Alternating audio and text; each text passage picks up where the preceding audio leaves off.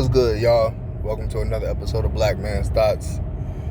Wanted to talk about, basically the Ravens again. As y'all know, Hollywood put out a tweet talking about some soldiers. What's the point of having them if you're not going to use them? Never. Interesting for him to say that. This is his second year. His second year, he hasn't got 1,000 yards yet. I don't think he's had over 10 touchdowns yet. I do agree that he needs to be used. If he's our best receiver, and he's not getting the ball, I think that is a sign of bigger problems. Simply because 3 weeks ago, they were saying that the Bengals players were saying the only person he looks to throw to was Hollywood Brown and Mark Andrews. Here's the problem. The problem now is he's consciously trying not to look at him. Now either Greg Roman or Lamar Jackson are in a catch-22. Where that, do we over-focus on them or do we don't focus in on them? And I think that is that to me is a huge problem for somebody in Greg Roman's position who's been doing this for so long. Simply because it's a compound problem. Because Greg Roman is known as the best run game coordinator.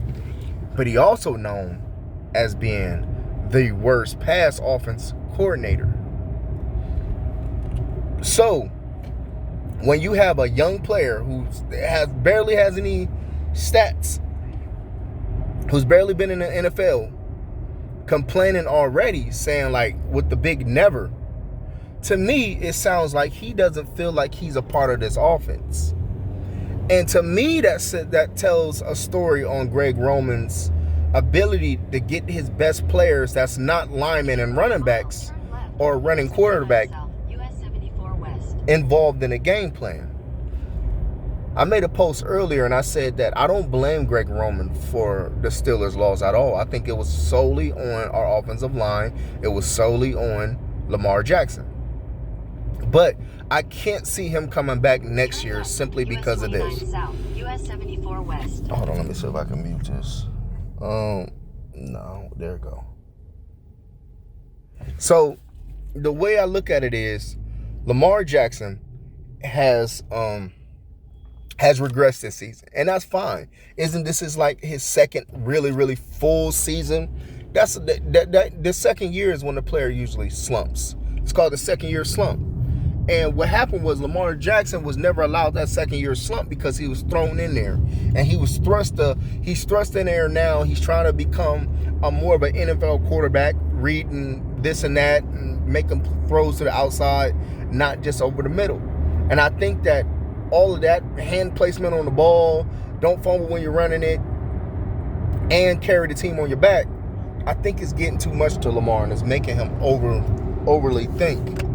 The problem I have with that is the problem where I blame Lamar is that who said to him that he has to do everything? You have Hollywood, you have Duvernay, you have Mark Ingram, you have Mark Andrews. You now have J.K. Dobbins, who's showing that he's a playmaker. And then, not even thinking, you could have Justice Hill on screens doing something quick. You know what I'm saying? The fact that Lamar Jackson still feels like he's the only option on, I don't know why I was doing that. The only option on this team to me is astounding to me. Astounding. I think that's something that Greg Roman has to understand. Why does he feel like he has to win the game on every single play instead of letting his playmakers make plays? But let me get back on Greg Roman. I think that there are multiple issues going on. Doesn't have anything to do with Greg Roman's ability to win games. I think Greg Roman has done a good job so far in the sense of getting Lamar up to speed to where he needs to be. I think the rest of that job now has to come from a quarterback guru a quarterback-friendly coach like an Andy Reid, who can get the best out of his quarterback when passing, not just running the football. See, Lamar Jackson has made it up in his mind that he's going to show the world he can pass. Well, if that's the case, then we have to now start preparing and saying, you know what, he feels more comfortable showing that he can run and throw, not just run with a power run game. So I think that it'll be smart to go out there and get a good quarterback coach who specializes in getting the ball out of your hands quick. Remember who did that? Who was the quarterback coach that Big Ben had, like, before he got hurt, before this new coordinator came in? And what they did was taught Ben to get the ball out and throw screens and do revert. I think that's what we need. We need somebody who can teach Lamar to get the ball out of his hand and let his playmakers make the play. I mean, the running game, we are a running football team, but you know what? I think that we can still be a running football team with the quarterback guru as a coach. You know what I mean? I really do. And I think that this next offseason is going to really calm Lamar down. But I do think that the problems we're having on this team is solely based on Lamar Jackson, his thinking. Why does he think that he's the only player on offense? He's not. Hollywood has shown that he is really capable of being that number one receiver that we've never had.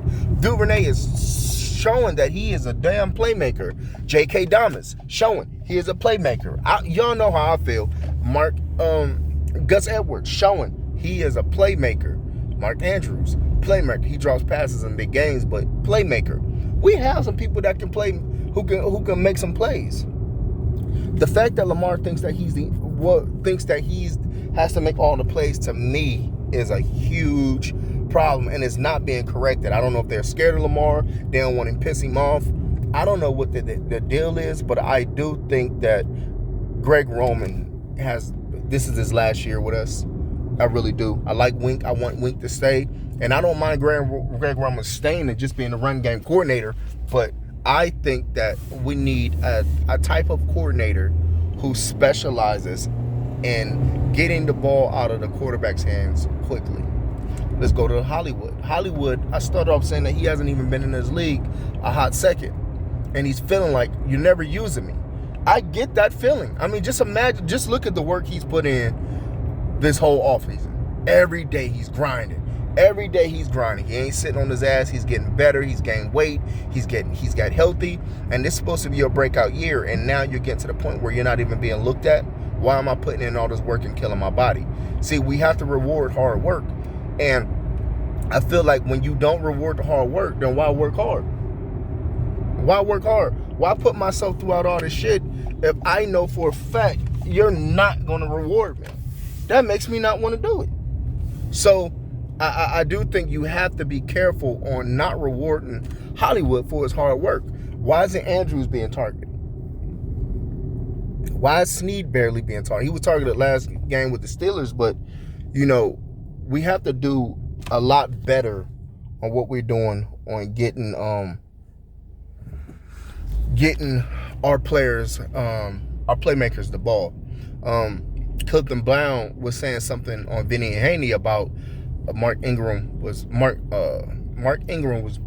mad, and he posted something, and he's been posting little things and then deleting them.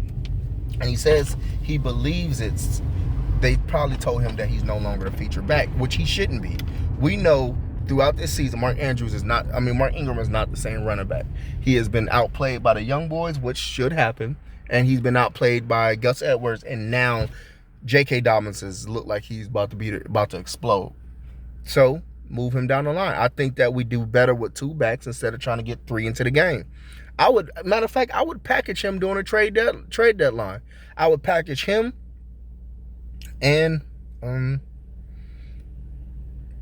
don't know who else, but we desperately need another tackle, and we desperately need a center. That's my next thing. Skura is getting his ass whooped on one-on-ones. I mean, literally, Tua beat his ass all damn game. I mean, there was nothing he can do. Matter of fact, even on that, I think it was like 4th and 3, Lamar never had a chance. I don't think he got it anyway, and he fumbled. But what happened was, by the time he said hut or hike, the dude already had whooped the hell out of Skura. It was a one-on-one matchup, and Skura got his ass handed to him. So I just think that Lamar Jackson is not. When we look at Cam and we look at running quarterbacks who don't last, it's because the team never ever puts the O-line first for mobile quarterbacks. They always like, hey, he can just run. We don't have to spend a lot of money on O-line, but that's not true at all. That should make you want to spend more money on the O-line simply because that running quarterbacks don't stay around that long. They always hurt. I think that we have to go center, guard, receiver very quickly in the draft. First two picks need to be center or guard and a receiver. And then outside linebacker, cornerback, depth, safety, another D tackle.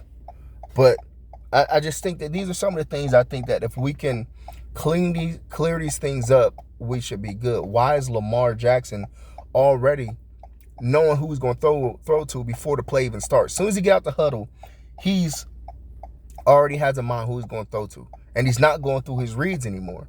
Why isn't he going through his reads? Some people say because the line isn't blocking long enough and he's just throwing it quickly.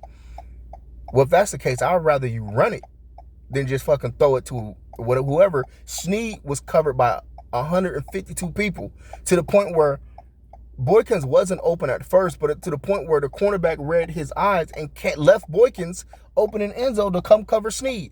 And Lamar never even looked that way. He just immediately threw it. They broke all this down, man, on Vinny and Haney. They did the tape and they broke down how he no matter who's open, he's already thrown it to who he wants to throw it to, and they're not being open. And he's missing guys who are open. That's where the frustration is coming from. Well, to me, that tells me he's not making any reads. Why isn't he making any reads at this point in time? Knowing that you just lost your best tackle. That either shows that he doesn't trust his offensive line, he doesn't trust, or he's out of sync with Greg Roman. Or maybe it's Greg Roman telling him no matter what, throw the Snead. Whatever is going on, it's more of an issue with the O-line, Lamar, and Greg Roman. That's the problem. So that has to be cleared up before there's going to be any progression. Because if you look at it, he's played bad in every single game probably except the first game against Cleveland. Every other game, man, he hasn't looked nowhere near as good as he was. I don't believe it's not because he's not working hard. I believe that there's a issue there that's mental, whether it's with Greg Roman or there's Lamar. Let me know what y'all think, man. Drop a comment, like, share, subscribe. Put this on your Twitter feeds. Put this on your Facebook, man. Good shout out to my man Hazel, man. Good look, man. I see you always posting it on Twitter, man. Much love to you, man. I'm supposed to do something with his brother soon. Y'all stay tuned. Hopefully, man, me and his brother can develop a good phone conversations, man, and start posting that, and maybe even getting on some videos together, man, and doing things, man. So, hey, man, much love to y'all, brother, man. Shout out to Ravens flock, Blitzmore Ravens. Come on, man, that's our term. Hashtag that. We are Blitzmore. You know what I'm saying? Blitzmore Ravens. We Blitzmore. Hashtag that shit. You know what I'm saying? Let this thing go. Hashtag Black Man's Thoughts, man. No pad, no pen, no paper, man. Hashtag them things, man. Let those podcasts go. Much love to y'all, man. This is Yasha Yahoo, man. Let me know what you want to talk about next, man. Shalom, shalom.